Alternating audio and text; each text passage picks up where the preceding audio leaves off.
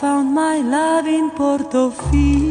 সঙ্গীত শিল্পী তাহসান খান ও makeup artist রোজা আহমেদের বিচ্ছেদের খবর প্রকাশ্যে আসার পর থেকেই সামাজিক যোগাযোগ মাধ্যমে শুরু হয়েছে নানা আলোচনা সমালোচনা।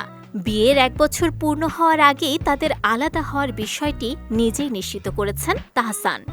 এরপর থেকেই আলোচনার কেন্দ্রবিন্দুতে উঠে এসেছেন রোজা আহমেদ। বিচ্ছেদের খবর সামনে আসতেই রোজার পুরনো ছবি ও ভিডিও নতুন করে সামাজিক মাধ্যমে ছড়িয়ে পড়ছে। এরই মধ্যে ইনস্টাগ্রামে প্রকাশিত রোজার একটি পুরনো ভিডিও ভাইরাল হয়ে গেছে।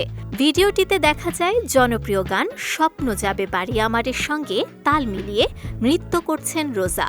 তার সঙ্গে আরও কয়েকজনকে নাচতে দেখা যায়। জানা গেছে ভিডিওটি রোজা 2021 সালের 30 মে নিজের ইনস্টাগ্রাম অ্যাকাউন্টে আপলোড করেছিলেন।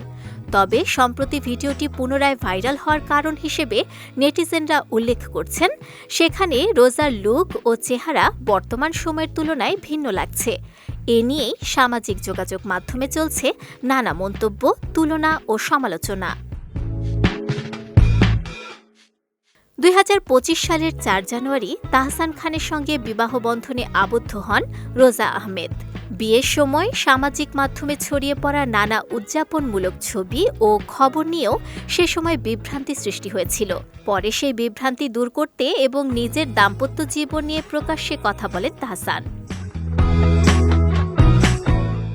তবে বিচ্ছেদের পর রোজার ব্যক্তিগত অতীত ঘিরে এভাবে পুরনো ভিডিও ও ছবি নিয়ে আলোচনা ছড়িয়ে পড়ায় বিষয়টি নিয়ে মিশ্র প্রতিক্রিয়া দেখা যাচ্ছে নেট দুনিয়ায়। অনেকেই ব্যক্তিগত জীবনকে সম্মান জানানোর আহ্বান জানালেও সমালোচনাও থামছে না।